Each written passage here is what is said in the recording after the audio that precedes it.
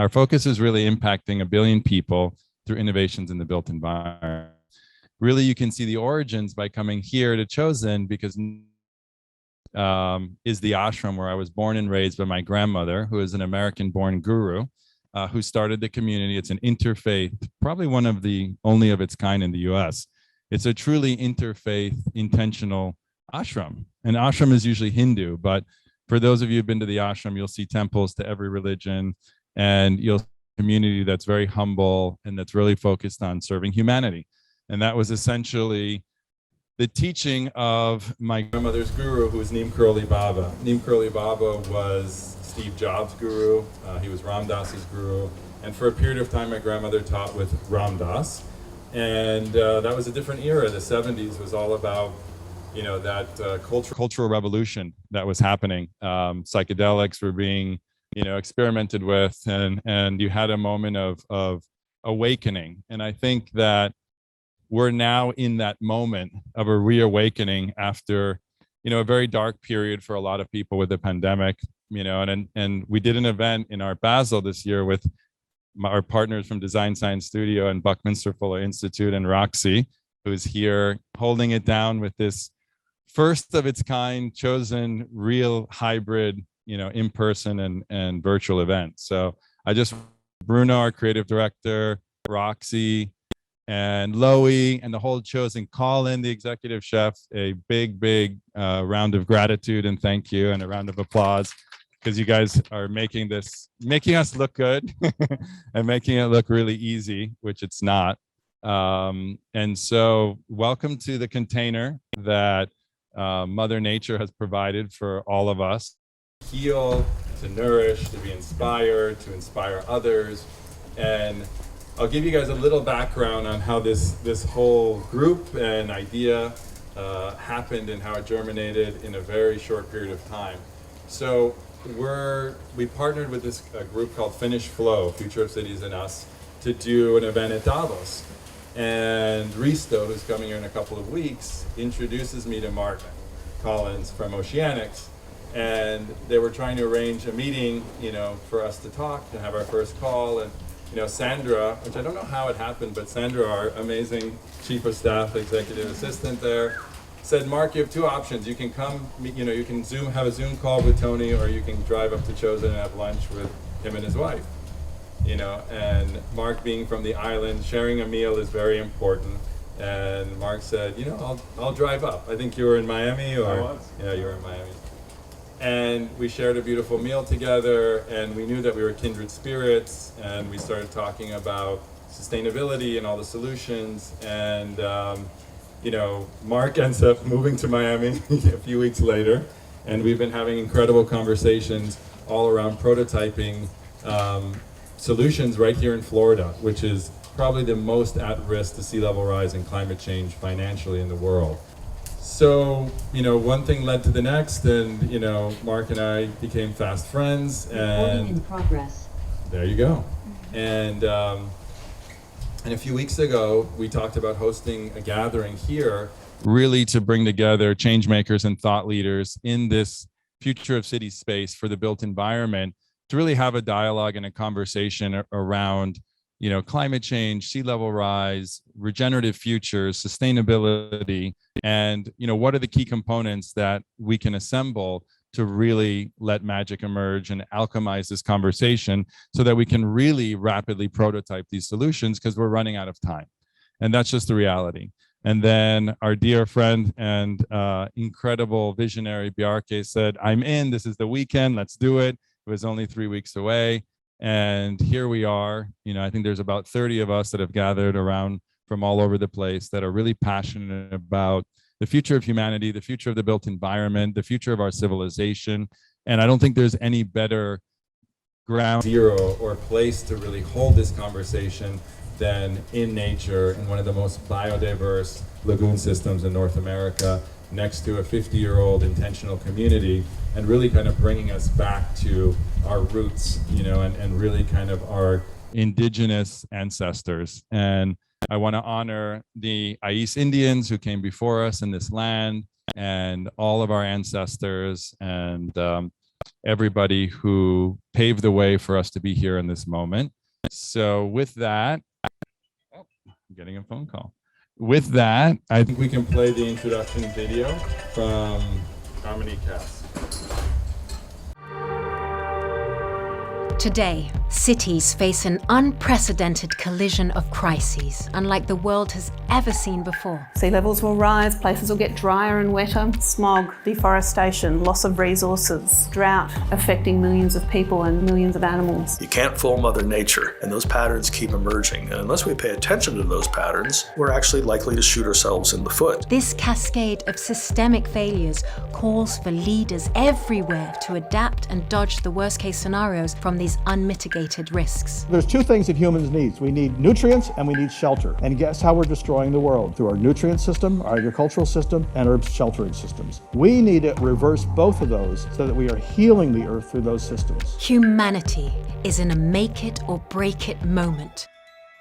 Regenerative development is not developing buildings, it's developing new potential. It's bringing what we know, which is all good, the engineering, the linear thinking, the mechanistic thinking, and saying there's something bigger, there's something more we can do, there's more to this system. By 2050, over 2/3 of the world will live in cities. From the way we take taxis to the way we pay for groceries, from booking hotels to insuring our homes, technology is transforming everything. The places we live, the ecosystems that we're part of are all evolving. Towards what is the question, and how do we work with that way of thinking and becoming and being? But there is reason for hope. Over 77 countries and 100+ cities have committed to reaching net zero carbon emissions by 2050. The Biden administration earmarked $2 trillion for a climate-focused infrastructure plan and rejoined the Paris Climate Accord. EU leaders have committed to reducing emissions 55%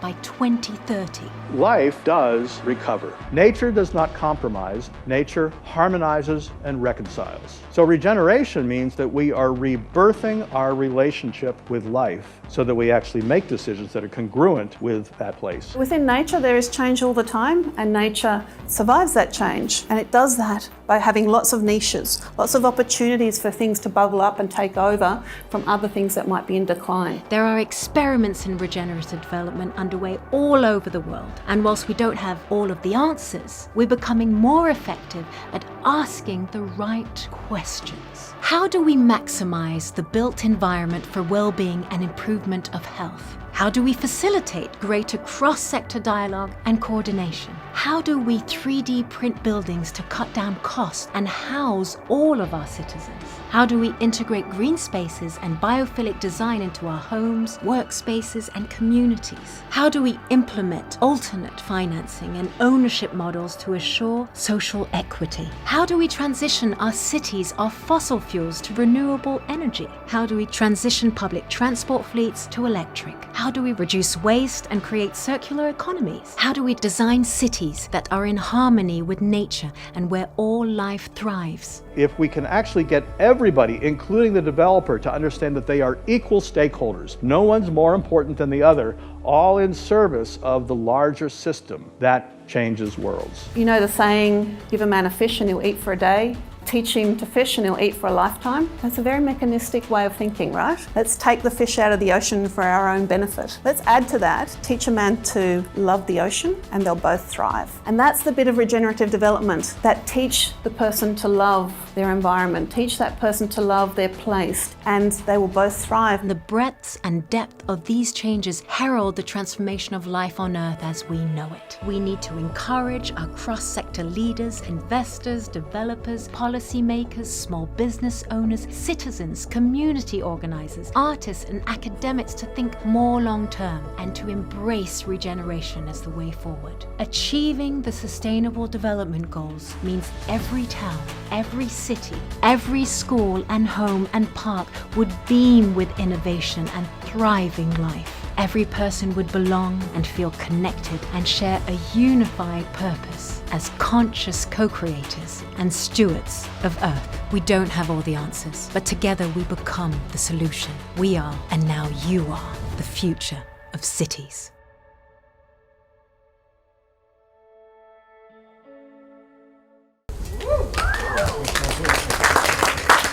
So that video is now about 6 to 9 months old. So some of that data is not the most current, but I think it gives you a flavor of what regenerative placemaking and the sustainable framework that we are co-designing with our mentors like Dr. Dominique Cass from the University of Melbourne in Australia, Bill Reed from Regenesis, which is one of the kind of founding fathers of the theory behind regenerative development. And for those of you, I mean, this is a very woke is a very popular term these days, but this is a very woke group. It's funny because woke was a term 45 years ago when my grandmother, started the community, and now people are waking up, but we're always going to be waking up. But thank God it's happening, better later than never. So regenerative placemaking is really our framework that we're working on with our think tank and our advisors. And we've got some of them here today. Punacha, who's on his way from Chopra, Chris Castro, who else here on our advisory team? Jimena Caminos from Reefline, who will be buzzing in later. And all of you are real advisors and co-stewards in designing the future of humanity, which is really what this conversation is about. And so I'm really excited about the program we have coming up for today. And again, this is a co-creative process, so we want engagement, interaction, we want your thoughts, your ideas, and we want to consolidate and synthesize. And this is a short program, it's a one-day program. And the idea for us is that we really want these ideas to be moved into action. And this is a group that is about action and not just talking. And there's a lot of solutions sitting right here, and there's a lot of solutions through our various networks. And so really this is about introducing the concept of regenerative development where 100% of life can thrive. It's a different philosophy and a different approach to the built environment and development that really looks at all externalities when we're talking about the built environment, the social impacts, the environmental impacts. How do we leverage the tools that exist today, but how do we co-design the tools that we need for a future that's sustainable and regenerative and inclusive and equitable for all? We're a smart enough species to know how to fix all these problems that we find ourselves in, that we've created, and we know how to get out. We just have to have the will and the team and the awareness to do so. And so it's time for us all to wake up, collaborate. A lot of this is preaching to the choir, as many of you here are very familiar with the situation and the challenges. And our next guest that I'm really honored and excited to welcome. At this moment, I want to introduce Mr. Victor Kisab, former Deputy Executive Director of UN Habitat, who is calling in from Nairobi, Kenya. Mr. Kisab has recently retired from a 32-year career at the UN and will share with us his views about the challenges of future of cities. Victor, welcome. Welcome to Chosen Retreat. Thank you for calling in. It's an honor to have you. Good morning. Good morning. Thank you for being here with us. It's quite an honor. It's my pleasure. Certainly Amazing. My pleasure. So I just want to first of all say that I'm really pleased to join this Future of Cities meeting.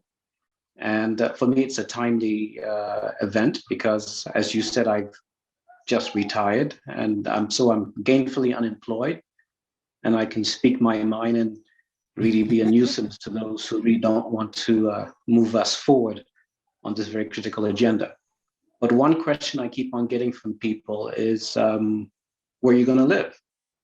And so currently I am in Nairobi. I plan to make Nairobi a base of mine, but I flippantly say to people that somewhere on the earth where we're not too blatantly abusing the CO2 emissions, as I think your video pointed out, that we're around 3/4 of what we have as emissions today emanate from cities. But that tends to be mostly cities in the north and not necessarily cities in the south. But I really want to share with all of you that my primary focus on looking for a good habitat for myself is somewhere there are no floods, somewhere there are no hurricanes, somewhere there are no earthquakes, no tsunamis. And Nairobi is a good start. You guys are in Florida. Florida has a significant number of issues when it comes to hurricanes and the subsequent floods that you get from hurricanes. So again, I've been talking to Mark over the last few years on the sustainability of cities and what we can do. And of course, that's what led us to this importance issue of prototyping a new sustainable city concept if we want to resolve this whole issue of climate change.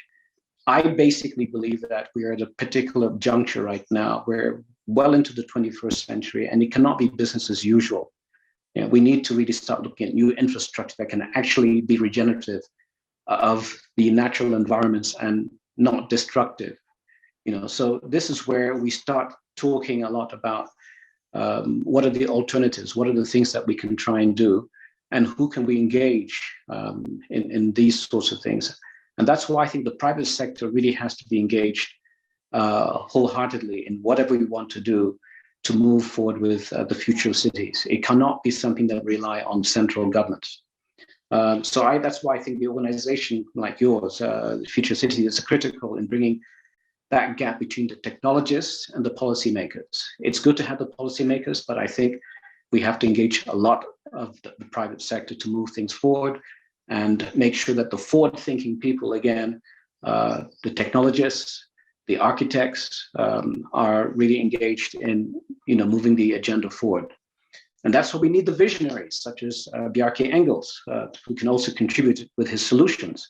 So he's not the notorious BIG, he's the forward-looking BIG. The Bjarke Engels group is one of the groups that participated when we had the first roundtable for floating cities in New York in 2019. And it was very well received by all of my colleagues in the United Nations in terms of what BIG can contribute with the design, with the really thoughtful work that went into looking at all the various components that we needed to have in a floating city, a community of people. So, ultimately we're looking at growing healthy and vibrant communities, whether it's Miami, whether it's New York, whether it's Nairobi. And so the drive that UN Habitat has had is to really try and start exploring these frontier issues. And so they teamed up with all these different partners that came together to have this roundtable discussion in 2019. And not only that, Mark was present at the first United Nations Habitat Assembly in 2019, where he showcased the ideas that Oceanics had. And out of that, UN Habitat committed to assist in the advocacy, in the assessment, and the feasibility of prototype structures, as well as the evaluation of these structures to make sure that we go out with a prototype, we make sure that it really has all the pieces working the way we would like to see it happen. If I wanted to say a few words about what sort of work UN Habitat has been doing in terms of cities and climate change, it really has been very active in the pro-poor climate action and adaptation of cities to the whole climate change agenda. So it supports member states in strengthening their efforts to include cities in their national adaptation plans. And that's one of the key things that I believe that was discussed just late last year in Glasgow. They've also been making contributions to the nexus of air quality management, and climate change and health. These sorts of things that are very critical now for a lot of the much bigger cities where the issues of congestion, the issue of air pollution has become at the center of some of the challenges that these cities are facing. But moreover, UN Habitat is supporting both member states, local governments, enhancing, across a different levels of government, towards sort of developing and implementing the whole concept of the nationally determined contributions. So the key focus really has to be with ensuring that no one is left behind. You can draw a parallel with COVID. You can't have one, area of the world moving forward and trying to resolve the issues of vaccines without dealing with other parts of the world. So it is something that we need to do in concert across the globe to ensure that we have the sort of resilience built into all the work that's being done, all the planning that needs to be put forward. So one other thing that I would touch on with regards to UN Habitat is that it's currently at the middle point of its 2020-2023 strategic plan. And the climate action is one of the cornerstones of this particular strategic plan, with the emphasis on cities. And then, of course, the sub-issues of buildings, transport, and decentralized finance. So again, we look at it as a full complement of things that need to be addressed in order to move Sustainable Development Goal 11 forward. And again, it requires all parties to come together. To say a little bit more about Oceanics, Oceanics has worked very closely with UN Habitat in the last 3 years. And one of the things that they've done is they have drawn up a memorandum of understanding with UN Habitat. And of course, subsequent to that, they've now worked on another MOU, which now also includes the city of Busan in South Korea, in terms of what needs to be the next step. Then that next step is actually now putting together the prototype of the floating city. So you have partners like MIT, BIG, and a few others that are at the forefront of this work. And I'm sure Mark will tell you a little bit more about the work that is being done with Busan. But I would like to stop here and go to the forward-looking BRK Engels, because I think it's be good for you to hear from him and hear what he has to say on this subject. I am very committed to continue pushing the agenda forward and doing as much advocacy and advice that I can give, and ensuring that the member states of the United Nations are sensitized on what needs to be done. So this is where I am right now, and I'd like to continue engaging individuals, the technologists, the policymakers, the member states, to really move this agenda item forward. So let me stop there, and thank you very much. Over to you, Tony. Thank you, Victor. That was your insights are invaluable. Your perspective really important. We're very grateful to have your wisdom in this conversation guiding us today. Obviously, your experience is so valuable as we navigate very uncharted waters moving forward. And I'm very excited for our next speaker, our next guest, who's a friend, who is the notorious BIG in my world. And we met on many occasions, but it seems like we like to meet at Burning Man around the world. And I think that was one of the first experiences that I experienced with BRK was on the playa at Burning Man, when we went to a beautiful dinner party, and Ruth was pregnant with Darwin, and we were going back across the desert, and we hit this sandstorm, and we had to take refuge in a structure, and it was amazing. And Bernie was like pulling the bike behind us, so it was a super memorable bonding moment. But BRK is a visionary, very passionate about the environment, very committed, and most importantly, pragmatic in prototyping solutions around the world. And we're really looking forward to your perspective and really talking about your experience with Oceanics, but also bringing to perspective your global view. Recording in progress. How possible is it for us to transition to a regenerative future in the built environment? As we know that the built environment is going to 2x to 3x in the next 30 years. We can't keep on building and developing the way that we have over the last 100 years, because we're going to accelerate the problems that we've already created for ourselves. We talked about congestion, we talked about traffic and pollution and air quality and quality of life and noise pollution. And there's just no mental well-being in our cities, and particularly in developing nations.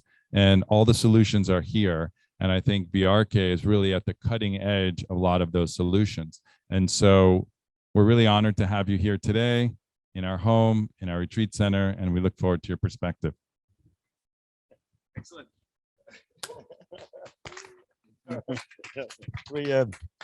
I came armed with a lot of slides that are currently loading. Yeah, I think it's going to be. Oh yeah, why not? Yeah, that's fine. Do you have a remote? On the mouse? Okay. That's not gonna work. Trust me. Exactly. Yeah, it's good. Thanks for being here, and I apologize in advance because I brought quite a bit of information with me for Saturday morning, but of course, and thanks to Tony and Mark for hosting this conversation, and essentially what I wanted to try to sort of cover was a sort of an insight into the kind of intellectual journey we've been through over the last 2 decades, trying to sort of find that. And I was happy with what Tony was saying, like this a kind of a pragmatic, but at the same time utopian response to the situation we're in. Amazing. So 22 years ago, I started my first sort of architecture company, and our first project became the Copenhagen Harbour bath that essentially extends the life of the city into the water around it. And of course, it's only possible because the harbor water of Copenhagen had become so clean you could actually swim in it. Progress. And it struck me that there was something special going on, that you could see that the clean port was not only nice for the fish, it was amazing for the people living in the city, that they didn't have to drive for hours to get to the beach. They could jump in the port in the middle of the city, and we called that hedonistic sustainability. And it's this actually this idea that the sustainable city or the sustainable building is not only good for the environment, it's also much better and more enjoyable for the people living in it. Another example is that 2 years ago, right before the pandemic, we opened it is the cleanest waste to energy power plant in the world. It's so clean that the steam coming out of the chimney is actually cleaner than the Copenhagen air. So we could turn its facade into a climbing wall. It's like we used to growing up in a city where you're not supposed to walk on the grass and you're not supposed to this and that. Here you're actually invited to climb the facade. You can also take the elevator up through and look at all the technology that scrubs the CO2 and filters all of the particles, and reach the roof where we've been able to create an alpine ski slope. Denmark has no mountains. We have to go to the Alps or to the north of Scandinavia. But now we can actually just go on top of a building that turns the waste of Copenhagen into district heating and electricity. It's all year skiing because we don't have a very long season. But like in Sochi, Denmark got 0 medals. I hope that now we can improve on this. But essentially, this idea of manifesting that the sustainable city can actually be much more exciting than the unsustainable one. We've also dabbled with trying to use modular manufacturing to create affordable homes. This is a social housing project in Copenhagen where you can see the modules stack so that every second room is actually the in-between space, which means that it gets an extra ceiling height. The guardrails are actually construction site fences. They're like very light and very inexpensive, but therefore also use much less material. And you end up having this kind of palatial ceiling height in a social housing project. There's a 50-year waiting list now. So like the Danish newspaper published like almost like a hack of how you could try to jump the line if you would move in progress. into the hardest neighborhood in Denmark, and then from there you could transfer. But then other examples, I just saw the Tesla tiles. We're just opening Google's headquarters in Mountain View, where we try to use only photovoltaics. So all of the roofs, we're trying to sort of see if rather than having photovoltaics look like a technical element, it could be a beautiful part of the building. And then sort of moving up in scale, a few right before the pandemic, we were invited Akio Toyoda, the president of Toyota, to take a look at the future of cities with a focus on mobility. And you can say today the street is dominated by the car. You try to do everything everywhere, but that means that the car takes over. So we said, what if you have 3 different kinds of streets? One with autonomous electric vehicles and pedestrians, one which is more like a promenade, and one that is literally a park only for pedestrians. And then we weave it together in both directions, so you can actually get from anywhere to anywhere in the woven city by walking only through a park, or biking only along a promenade, or taking a driverless vehicle to where you need to go. And within this, of course, try to incorporate solar energy, sustainable materials, mass timber to the extent it's possible in a seismic zone in Japan. Of course, a lot of this requires experimental processes and new legislation. But here then to experiment with the interaction between different forms of movement, a hydrogen-based fuel cell energy system, a matter net that delivers goods directly to the homes, and various kinds of domestic robotics, and of course, beautiful views of Mount Fuji. So essentially, this idea of creating a lived-in, constantly evolving experimentarium for 5,000 people working and 2,000 people living. And what's promising about this is that we are commissioned by a car maker to make a city of the future, and we actually end up eliminating 2/3 of the space that is normally reserved for cars, and giving it up for city more forms of life. So it broke ground in the middle of the pandemic.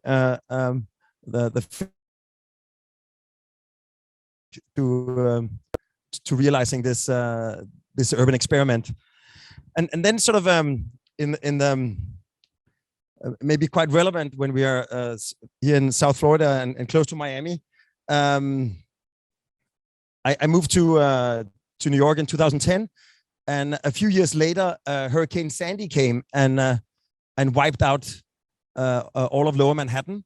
And we got invited by the sort of Obama Sandy Recovery Fund to see if we could design the flood protection of Manhattan in such a way that it would not become a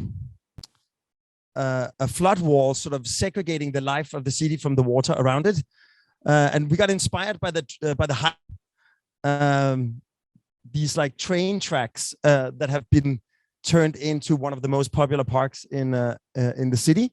So we thought, what if we don't have to wait until the resiliency infrastructure of New York breaks down before it becomes nice? What if we can actually design it from day one to be sort of baked in with possibilities for urban life? So we created this process where we partnered with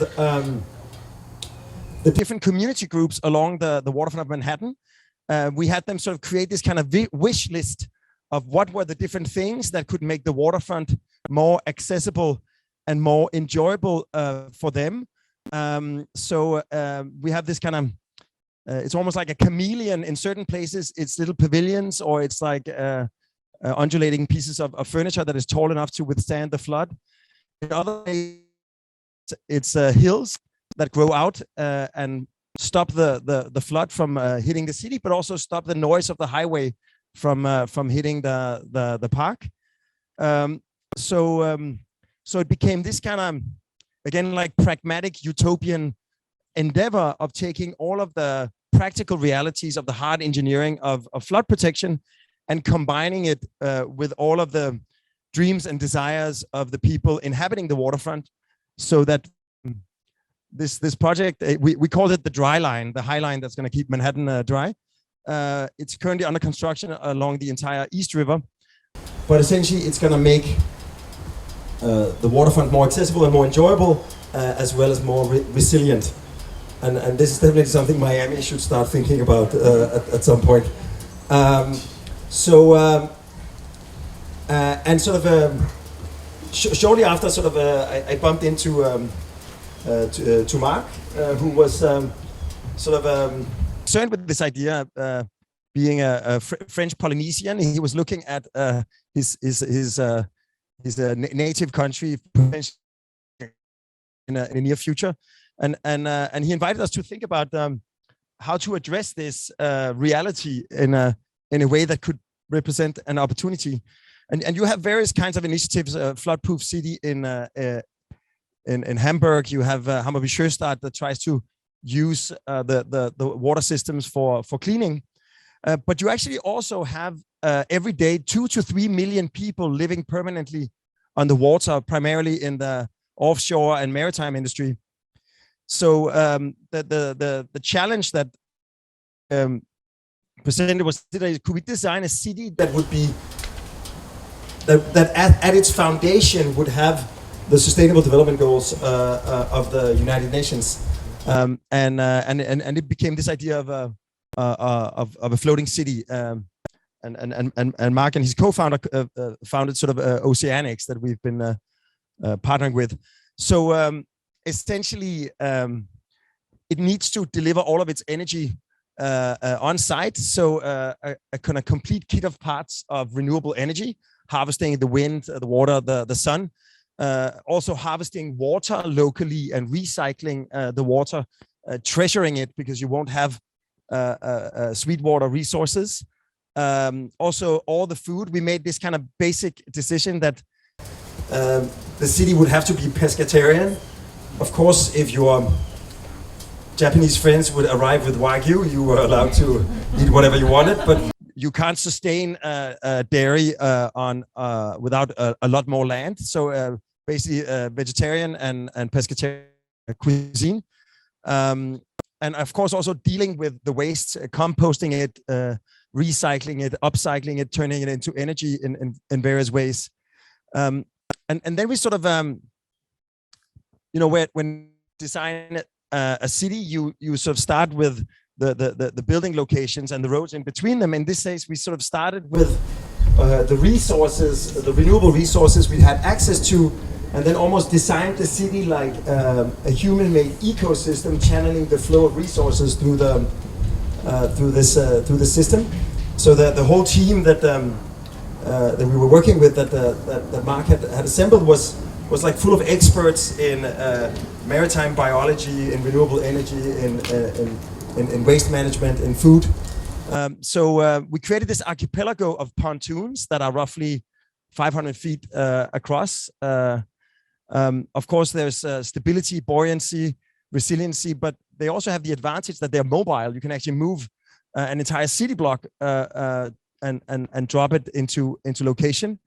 And then, almost like a kit of parts, we created a whole family of waterfronts you can plug into this pontoon element, so that each island could be unique. It needs a certain amount of farming as part of the experience of living there. The permacultural gardens can actually be very, very beautiful all year round. Solar panels on the roofs, large overhangs to withstand the sun. Locally sourced materials, wood and bamboo, also to keep the structure light. You keep the center of gravity low. Also, the buildings are 5 to 8 stories max. And then, of course, within this pontoon, you can imagine any kind of architecture. And then below, inside the pontoon that creates the buoyancy, we can actually have the sort of the energy infrastructure, energy storage, freshwater autonomy, the waste systems, and additional food production. So you can almost imagine this kind of vertical striation from the dense, efficient farming above to the aeroponics and hydroponics below, actual ocean farming underneath. And then at the bottom, we were working with the inventor of BioRock Reef that actually captures calcium and CO2 from the water and turns it into a kind of artificial coral. So imagine a city block for 300 residents, a little cluster for 1,500 residents, and an entire town for 10,000 residents. And just to give you some perspective, this is Manhattan. And of course, the idea is that that if proven successful, you could imagine a city like this, even experimentally starting in the Bay in Miami, and then sort of growing organically. And it has the beautiful thing that you don't have to expropriate if you need to sort of change something. You can actually gently move a block a little bit over, move something in. So there is something quite utopian about the idea, even if it is founded on very pragmatic principles. And here you just see the first vision. I'm sure that Mark is going to be talking about it, but not anymore. What?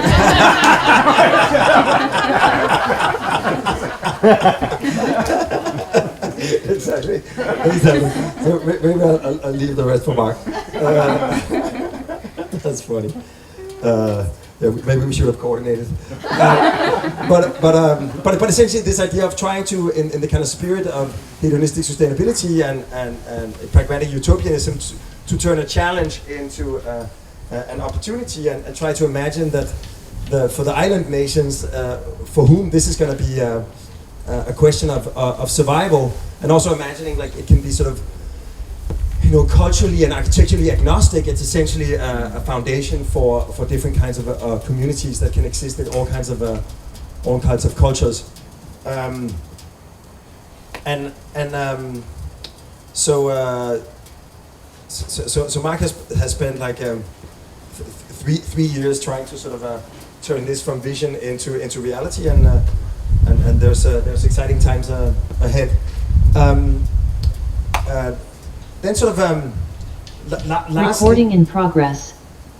Last year, and this was of course also an attempt to sort of face new realities and welcome necessity and turn it into a form of opportunity, and imagine almost this global network of communities that are with various degrees of autonomy sort of turn the sea into their home.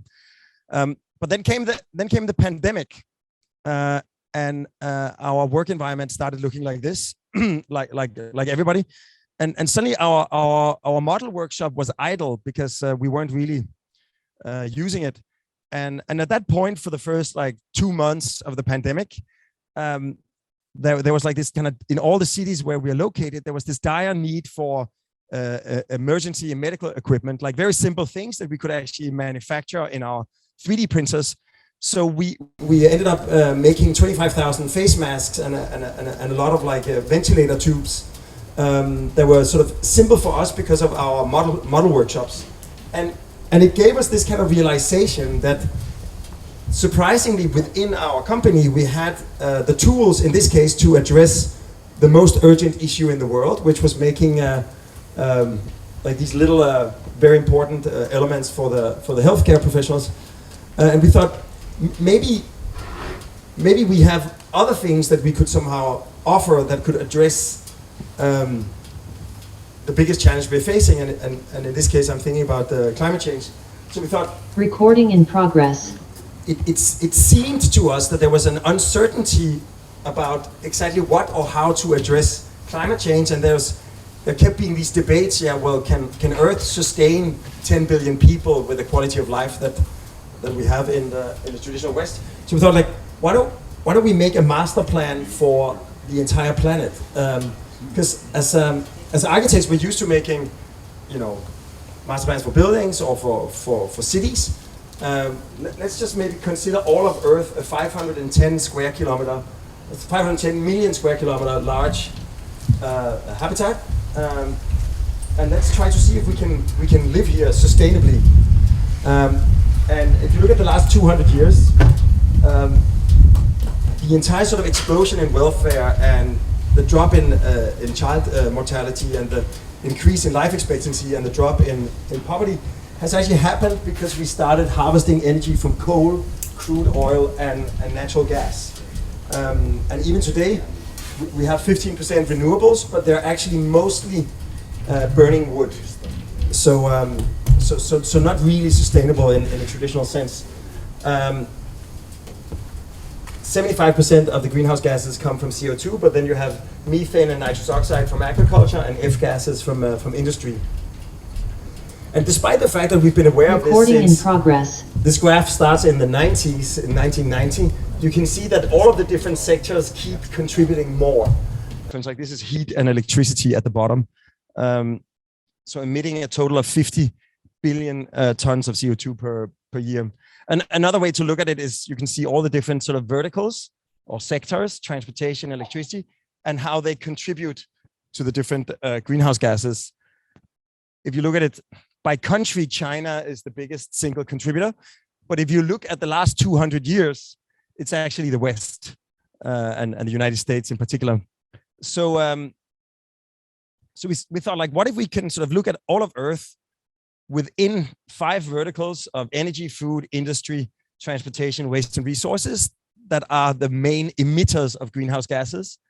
And then biodiversity, pollution, water, health, and urbanism, which are about sustainability, but not directly related to climate change, but for instance, plastics in the oceans or the amount of species in the various regions. And they're all somehow linked. One sort of feeds into the next. Energy, of course, is one of the main reasons that transportation has a large footprint. And then finally, we said, what is the tax actually? So 7.7 billion people, this is our energy bill. When we become 10 billion, which is the estimate of a kind of plateau, and there's like general agreement around it, but it's probably definitely 10 billion. This would be our energy bill, but also all have access to the same quality of life.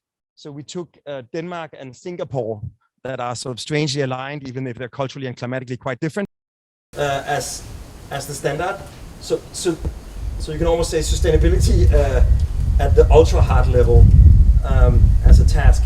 And then the good news is that when you look at almost all renewables, they've actually dropped in cost over the last decade. If you take offshore wind, this amount of offshore wind concentrated in one spot, in this case for clarity, is all we need to power humanity. These are the most sort of energetic zones. So you can see it's basically closer to the poles. And then you have solar wouldn't take more than this. And of course, it's closer to the middle. Also, the price of solar has dropped dramatically, which means that you can actually start doubling the yield by having east-west facing panels because of the inexpensive nature of the panels. So that means that you can actually power all of Earth only with this little guy. But then you have the issue of intermittence. This is the United Kingdom in January, an abundance of wind in blue and very short and not so sunny days. In January, it's the opposite. You have long and sunny days and kind of very irregular wind. And on a sort of annual average, you have like almost like a valley of wind and a peak of sun. Of course, energy storage is going to be a major part of it, but also connectedness or oneness, if you like. That this is how we transport energy around the world now, mostly in the form of oil and gas and coal. These are the different energy grids of Earth. So you can see it's relatively fragmented, but with a series of sort of not unlikely projects of connecting the different regions to each other, you could actually imagine all of Earth as one. Just like we have a world-spanning internet, we could have a world-spanning power grid. And that means that when you sort of connect, this is London over the year, solar output, and this is Cape Town. So if they were connected, you would have a sort of even supply. And of course, when you connect east-west during the day, the kind of peak at noon is distributed. And when you connect different wind locations within a sliver of the planet, you'll see that the wind is always blowing somewhere. So suddenly there is this kind of opportunity to really address it in a kind of very simple way. And then finally we thought, and of course, like there's a very long series of presentations underneath this, but we found a way to maybe sort of try to make this, because I think one of the challenges is that there's a lot of information out there, and we've actually only used publicly accessible verified sources. So we haven't invented anything. We're just, in a way, compiling it and illustrating it. But somehow that kind of, to find a source, just like we have Google if we want to find the name of an actor, or Wikipedia for like more in-depth, a master planet could be a kind of resource for a newly elected mayor or an individual company that wants to do something. So we tried finding different ways to make it understandable and relatable. And we thought, what does 10 billion people look like? Imagine 10 billion people, all of Earth would go to the same concert. This is 100, 10,000, and this is 10 billion. So basically 10 by 10 square kilometers. We could all watch one band playing. But if we didn't go to a concert, but instead we sort of divided all of Earth into our sort of individual share of Earth. This is, if all of Earth was divided into 10 billionths, each square would be 238 by 238.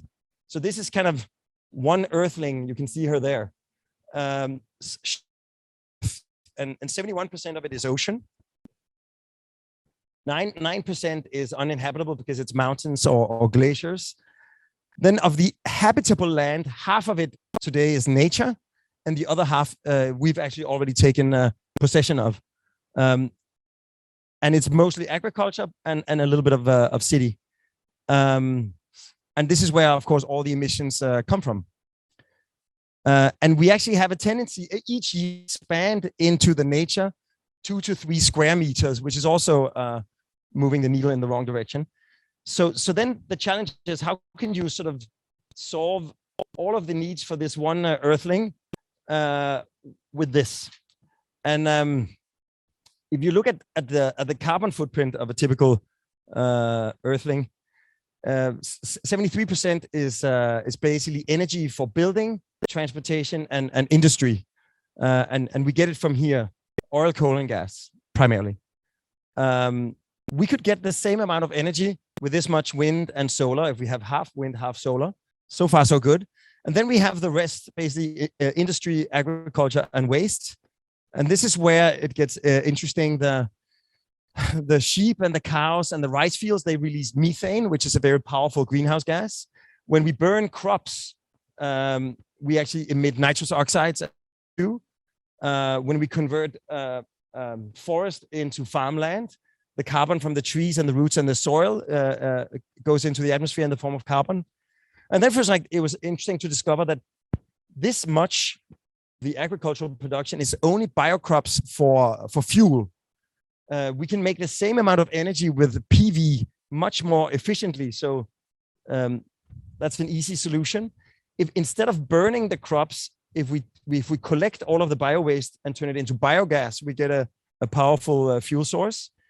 If we, instead of laying the land fallow, we actually have livestock graze on it when it needs to regenerate, we can solve some of the livestock there. And that brings us to the cow in the room, which is that a cow belches 0.1 ton of methane per year. To offset that, you need 108 trees. But it just so happens that cows love trees. Actually, all the large mammals naturally come from habitat with trees. So if you convert from traditional agriculture into silvopasture or agroforestry, and you then combine that with high yield agriculture and sort of best practices, you can see this is a graph showing from the 60s. We've tripled the cereal production, but we haven't increased the land use. So that means that we can actually feed this Earthling. So maybe just saying that, and of course this is a very sort of fast, condensed version, and sort of bringing it from the 10 billion perspective into the single Earthling perspective.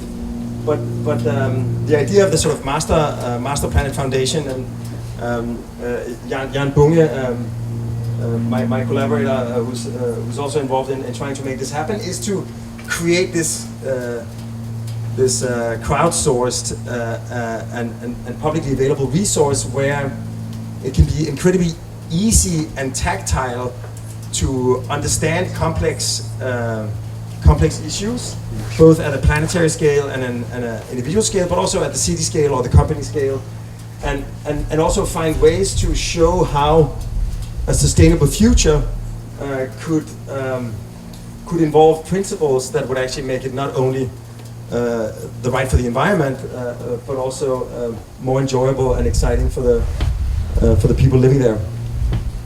So we started sort of playing a little Recording in progress. with different languages of how to actually find different outlets and different forms to materialize what a sustainable Earth could look like, and what are the simple, pragmatic transformations of current practices that would actually allow us to get there.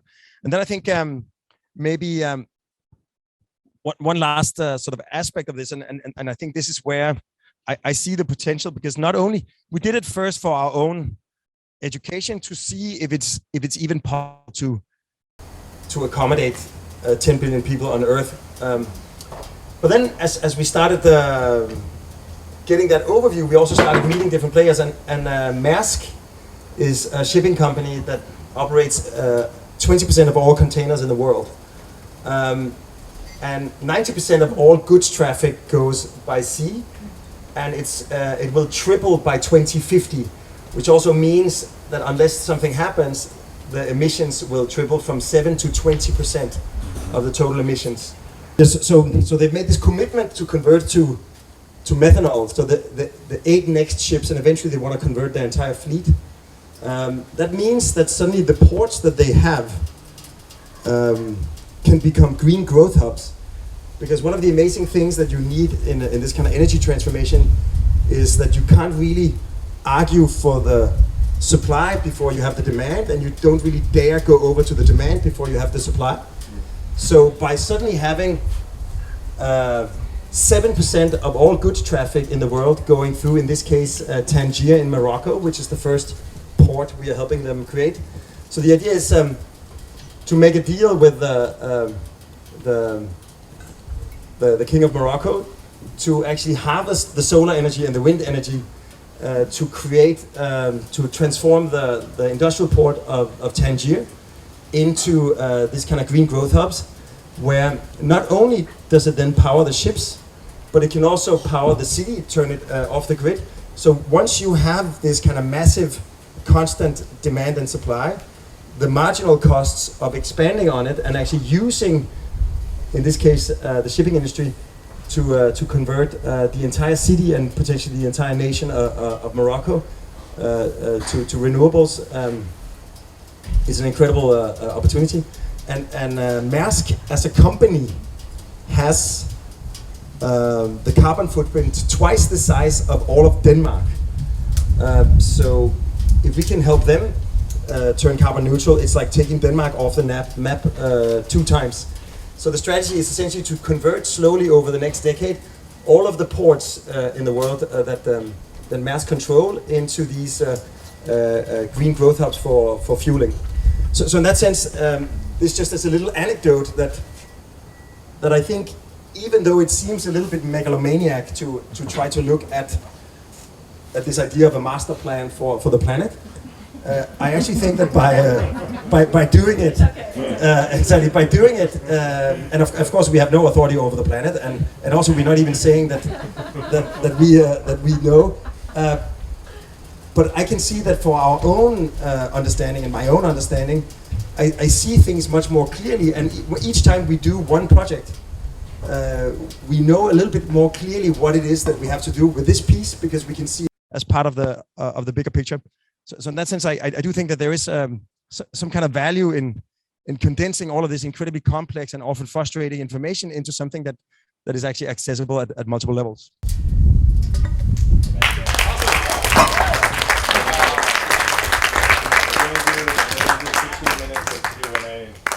Yep.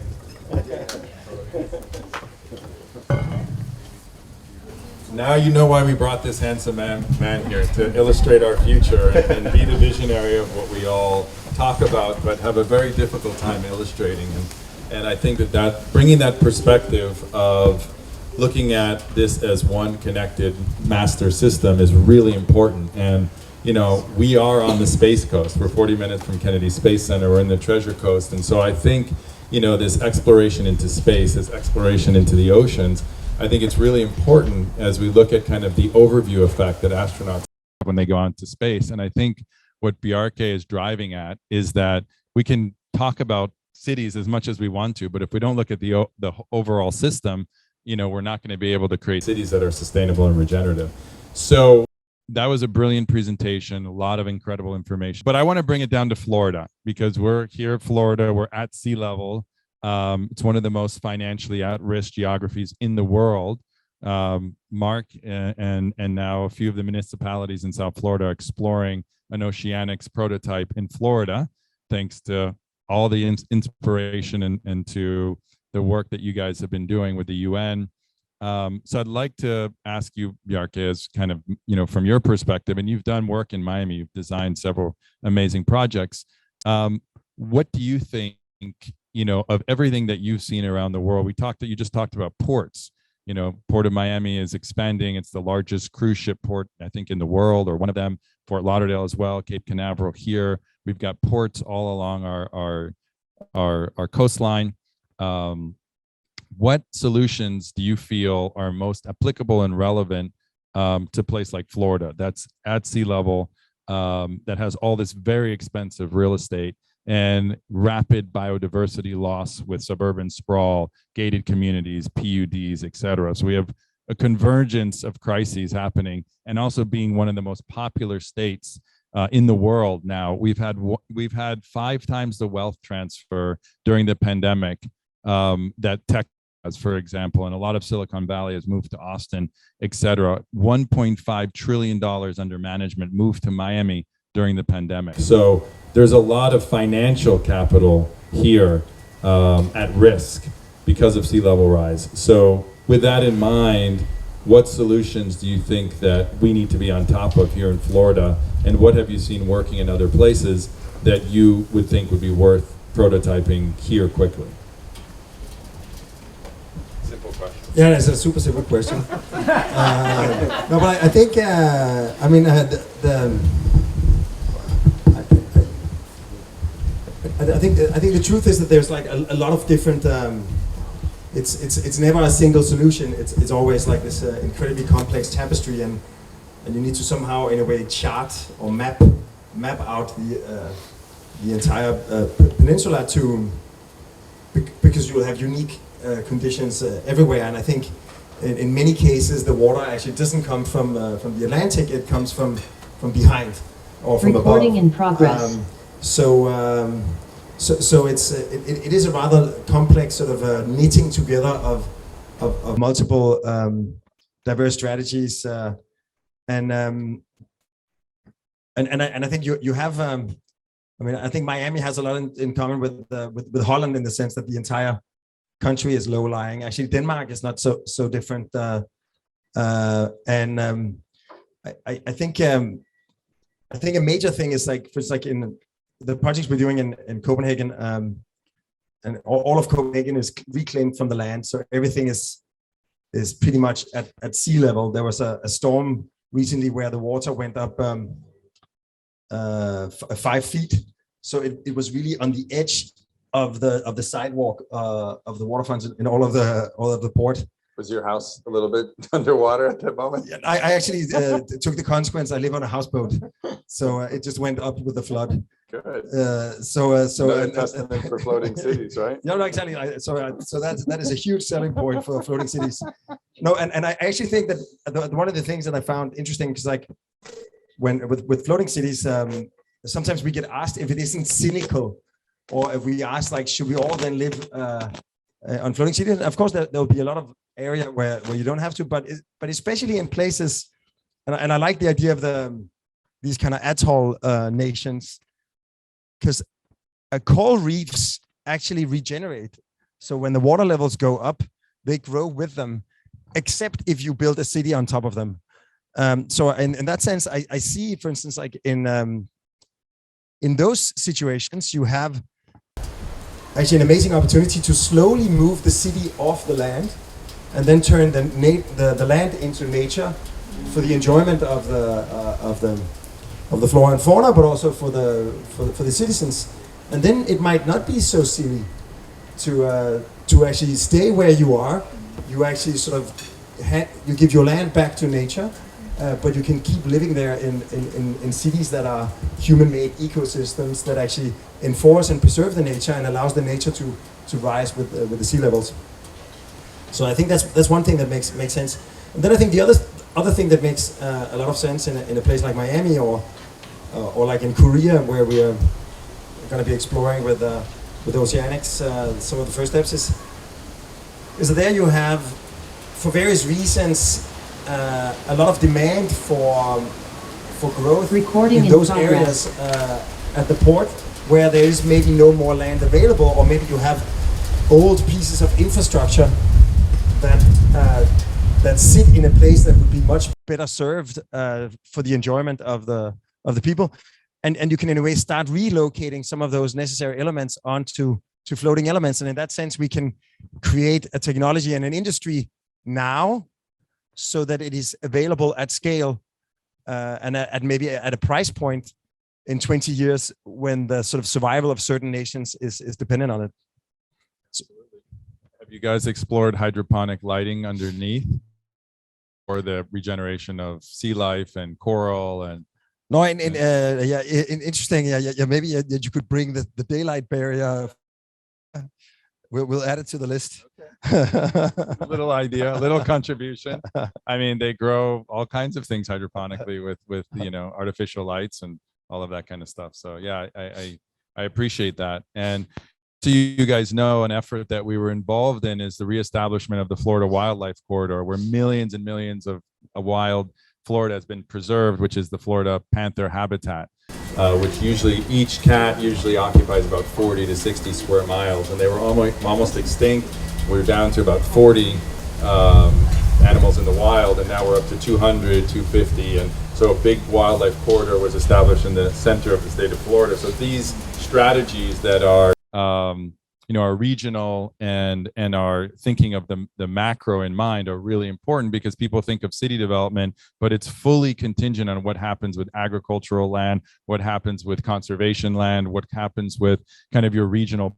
And I think that interdisciplinary urban planning and master planning needs to start from where you're talking about master planning, all the way down to the municipality, but they need to understand what's happening at the macro level to have a chance of being successful in the future. I think that's very critical.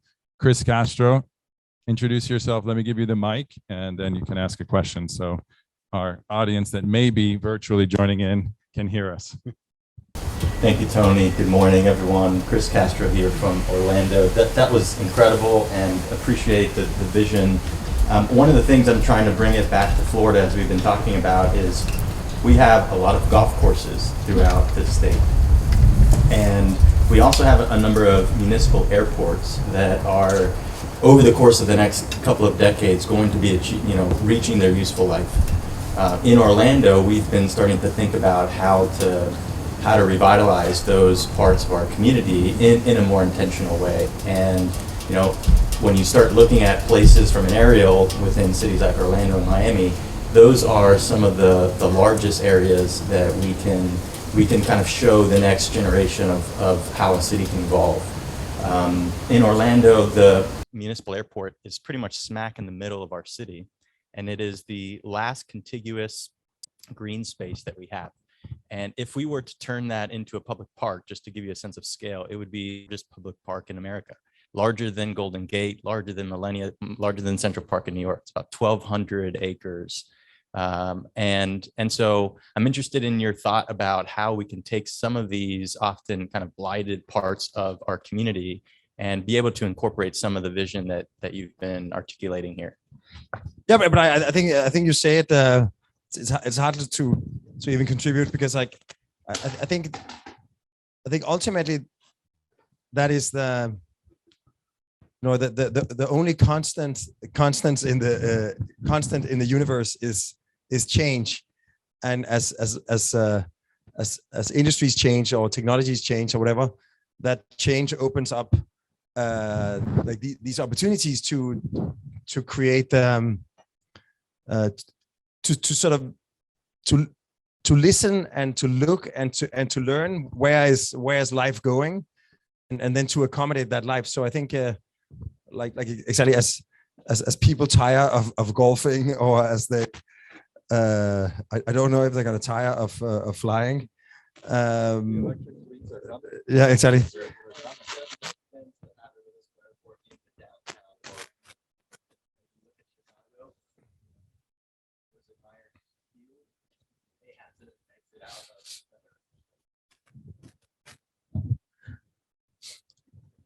Also, like I read that regional, Norway is a country that is, if you flip Norway on its tip, it's going to reach down to Sicily, and if you take Svalbard into its territory, it's going to flip down to like in the middle of Sahara. So it's a extremely long, very distributed country, and so they have these regional. And it's mountainous, which also makes it gorgeous. So they have this regional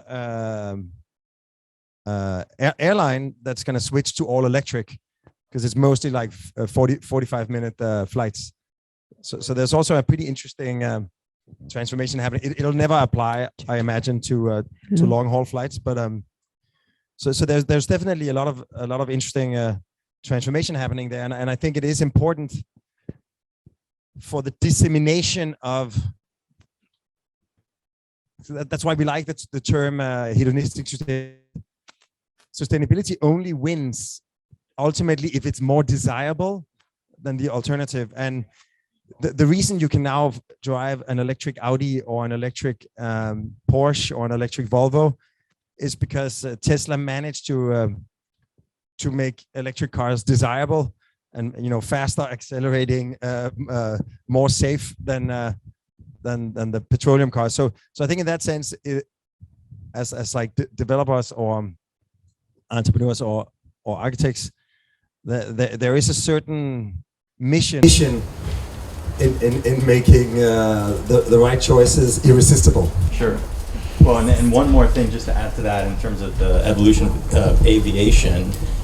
We just applied at the city, the first city in America to apply to the FAA for what they call a vertiport, because of vertical takeoff and landing vehicles now becoming electric. So there's a German company called Lilium that's looking to migrate and create a headquarters here in Orlando. And the whole idea is they have these kind of turning helipads into vertiports.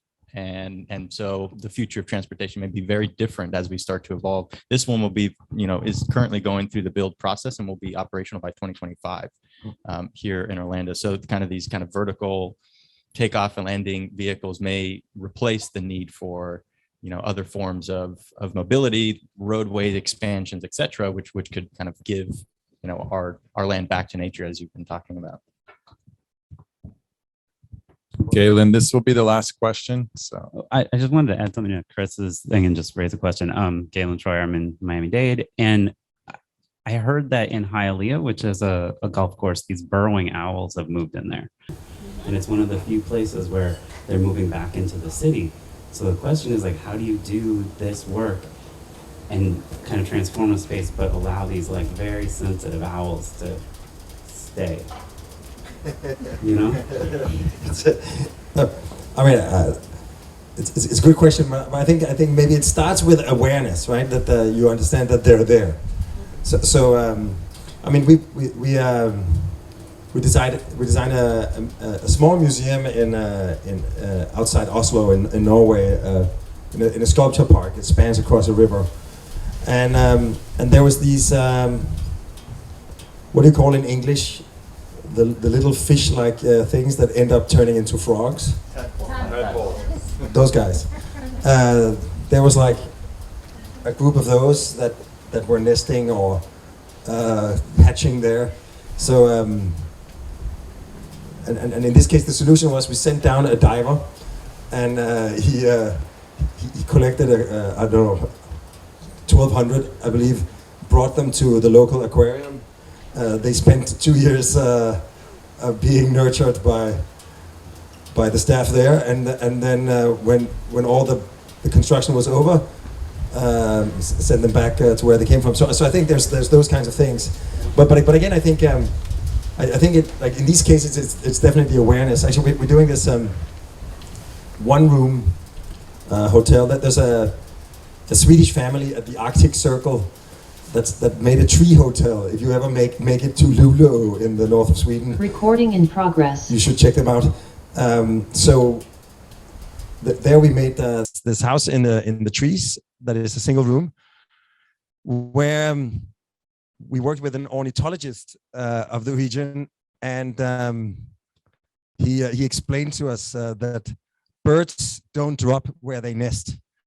So the house looks like a swarm of 250 different birdhouses that you are inside. So and bird feeders, and also bat houses. They're similar to birdhouses, but the hole is at the bottom. But that means that you can actually sort of immerse yourself in there. I mean, if you had a problem watching Hitchcock's Birds, it may not be your room of choice. But essentially, again, it's like it's a nonsensical kind of thing. But again, it's this kind of a idea of like lending a voice and some attention to other life forms than our own. So I think that's probably where it starts.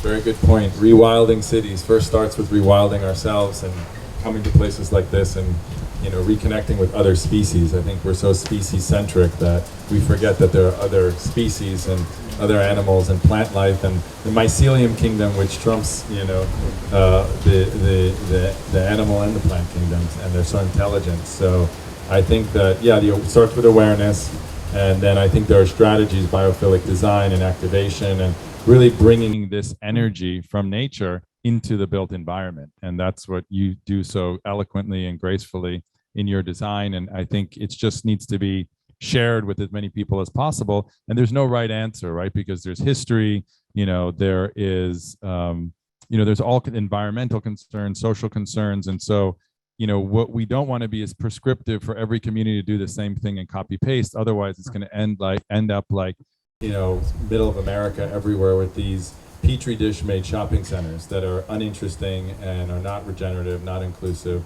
not equitable. And so it really, we need to give the frameworks like we talk about and the capacity to local communities to co-design their best outcomes.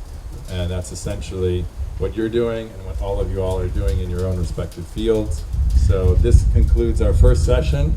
Would love a round of applause for PR and for Victor and for you all.